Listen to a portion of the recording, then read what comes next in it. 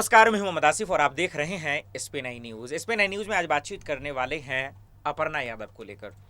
जब चुनाव से ठीक पहले मुलायम परिवार को छोड़कर बीजेपी में शामिल हो गई तो उस वक्त भी बहुत ज़्यादा चर्चा हुआ, लेकिन उसके बाद जब नतीजे आए तो मंत्री पद में कैबिनेट में शामिल होंगी नहीं, उन्हें जगह दिया जाएगा या नहीं, इस बात को लेकर चर्चा हो रही थी।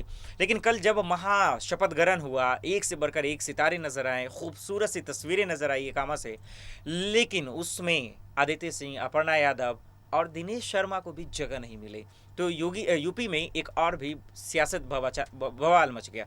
आज इसी बात को जानने की कोशिश करेंगे कि अपर्णा यादव का जो मेहनत है वो आखिर कहाँ बर्बाद हो गया। क्या इसके पीछे भी बीजेपी की कोई रणनीति है अपर्णा यादव को जगह न देना, या फिर अपर्णा यादव के साथ उनके साथ इंसाफ हुआ है या नाइंसाफी? ये सवाल जानने का वक्त आ गया और इसी को आज तलाशने की कोशिश करेंगे। इन तमाम सवालों का जवाब देने के लिए आज बेहद खास मेहमान मेरे साथ मौजूद हैं। साक्षी, आपका बहुत बहुत स्वागत है अपना कीमती वक्त देने के लिए। और पहले सवालों से शुरुआत करते हैं जी। और वो ये कि कल के बारे में पहले आपकी क्या राय है? कल जो तस्वीरें आई, जो पूरे इतिहास में दर्ज हो गया, सीएम योगी के 2.0 की शपथ ग्रहण में एक से बढ़कर एक सितारे आए, पीएम मोदी, जेपी नड्डा, राजनाथ सिंह, अमित शाह और पीएम सीएम योगी आदित्यनाथ खुद मौजूद थे।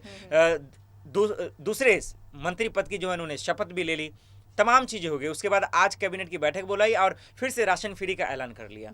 तो सबसे पहले कल की तस्वीरों पर, शपथ ग्रहण पे पहले तो आपका रिएक्शन क्या? योगी आदित्यनाथ हैं, उन्होंने शपथ ग्रहण करी है और ये बहुत बड़ी खुशखबरी की बात है यूपी की जनता के लिए। और जिस तरह से उन्होंने शपथ ली और बहुत सारे से हमारे प्रधानमंत्री हैं वो वहाँ मौजूद थे और बहुत सारे मंत्री वहाँ पर मौजूद थे। उस बीच उन्होंने शपथ ली। उसके बाद अपर्णा यादव का ये मुद्दा उठाना बहुत ज्यादा जरूरी भी था। नहीं, मैं अपर्णा से सवाल लूं इससे पहले ये ले लूं कि साक्षी, देखा हम लोगों ने कि गोरखपुर से और सीएम योगी के गांव घर से बहुत सारे लोग एक जोश और जुनून में आ रहे थे, वहां पर आके ढोल नगारे बजा रहे थे, डांस कर रहे थे, नाच रहे थे, झूम रहे थे।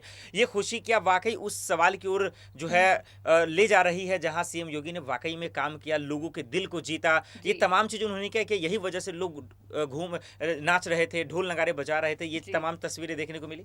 बिल्कुल, जैसे कि सबसे बड़ी एक चीज की बुलडोजर आपने देखा होगा कि वहां पर exactly. जो एक बड़ी चीज थी वो बुलडोजर वहां पर शामिल था।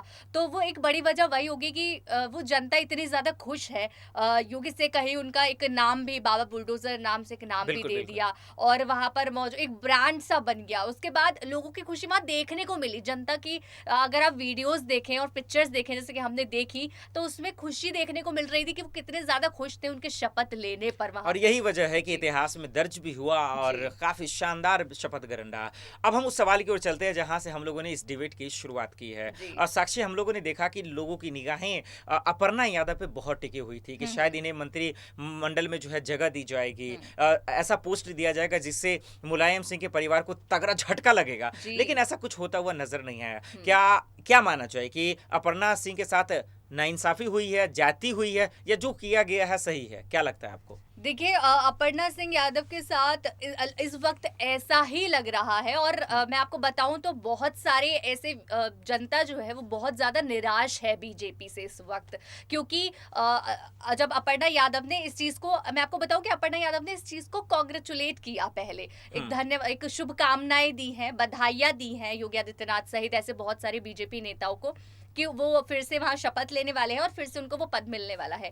अब उनके इस बधाई और इस शुभकामनाओं पर ट्रोलर्स जो हैं, वो यूजर्स जो है वो ट्रोल करने लगे कि आप बधाई दे रही है, जबकि आपको भी वहां पे होना जरूरी था, आपको भी होना चाहिए था और आपको नहीं मौका दिया गया। और ऐसा होते हुए दिखा नहीं कहीं भी। जी, लेकिन ये क्या समझा जाए साक्षी आपके हिसाब से कि अपर्णा यादव ने जितनी कोशिशें की, जितनी जो है मेहनत की बीजेपी के लिए, और वो भी ऐसे वक्त में मुलायम सिंह का दामन छोड़कर बीजेपी में आ गई, उस वक्त सपा को जरूरी भी था, अखिलेश यादव, मुलायम सिंह को जरूरी था, तो उन्होंने अपने पैर पे कुल्हाड़ी मार लिया, क्योंकि ना तो उन्हें टिकट मिला, ना ही अब जो है मंत्री मंडल में जगह मिली। तो अपने पैर पे कुल्हाड़ी मार ली, या उन्होंने जो डिसीजन लिया परिवार को छोड़ने का, यानी समाजवादी पार्टी को छोड़कर बीजेपी में आने का, क्या उनके लिए सही निर्णय था ये, या कहीं लग रहा है कि आपको चूक कर दी इन्होंने? देखिए, अब डिसीजन उनका था, तो अब वो इस चीज का अंदाजा लगा रही होंगी कि क्या रहेगा। लेकिन आपको मैं बताऊं कि अगर ये डिसीजन लिया गया है कि अभी उनको कोई पद नहीं मिला, तो कुछ ना कुछ सोचकर या फिर उन्हें इस चीज का आभास होगा कि आगे उन्हें कोई पद मिल सकता है।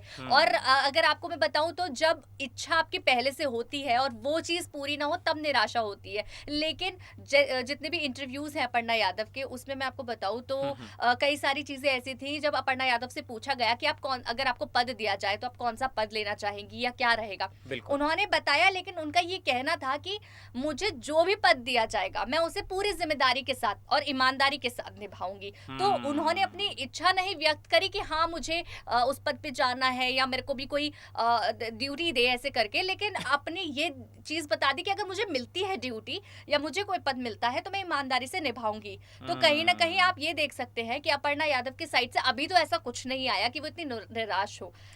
ऐसा भी तो हो सकता है कि भले ही अभी कुछ जो है पद नहीं मिला हो, योगी जी कब बड़ा सा चौंकाने वाला खुलासा कर दे कौन जाने क्या है। बहरहाल तो ये बड़ी खबर यही है कि अपर्णा यादव के हक में कुछ आया नहीं है। जो शपथ ग्रहण हुआ उसमें भले ही 52 मंत्रियों को मौका मिला, लेकिन अपर्णा यादव, अदिति सिंह और दिनेश शर्मा को दरकिनार किया गया है, अलग रखा गया। एक जो बड़ा सवाल है साक्षी, जो मैं आपसे जानना चाहता हूँ कि जब पीएम मोदी की नई टीम बनी थी जिसमें कई सारे मंत्रियों का डिमोशन हुआ और कई सारे मंत्रियों का प्रमोशन भी हुआ था, और उसी तरह से इस कैबिनेट, और वहां पे महिलाओं को ज्यादा तवज्जो दिया गया, महिला मंत्री को ज्यादा बनाया गया, और योगी के मंत्री में 5 महिला मंत्री को शामिल किया गया। क्या ये समझ लिया जाए कि महिलाओं की तकलीफों को आज योगी सरकार समझने लगी है?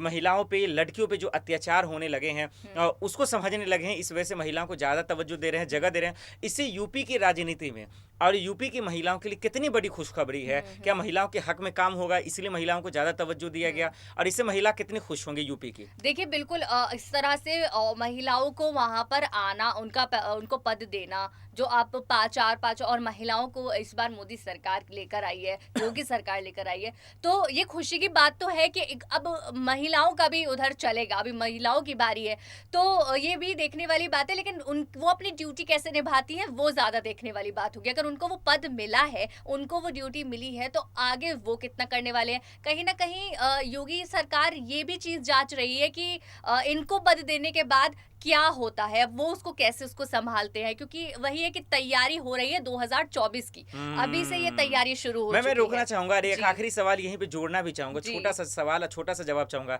ये बहुत बड़ी बातें आपने कही है साक्षी, और यहाँ इसको लेकर चर्चा हो रही है पूरी सोशल मीडिया और मीडिया इंडस्ट्री में कि क्या पीएम मोदी की जो बड़ी जीत हुई है, कि पीएम मोदी इसलिए कह रहा हूं मैं क्योंकि हर हर मोदी घर घर मोदी, हर जगह मोदी का चेहरा चलता है। तो कल जो शपथ ग्रहण हुआ, क्या वो सिर्फ शपथ ग्रहण नहीं, कोई या वो 2024 की पहली जीत, छोटी सी जीत मान ली जाए, क्योंकि कहा जाता है कि यूपी से ही दिल्ली का रास्ता खुलता है। तो क्या ये जो 2024 में लोकसभा चुनाव होने वाला है, उस जीत को बीजेपी ने कल मना लिया छोटा सा?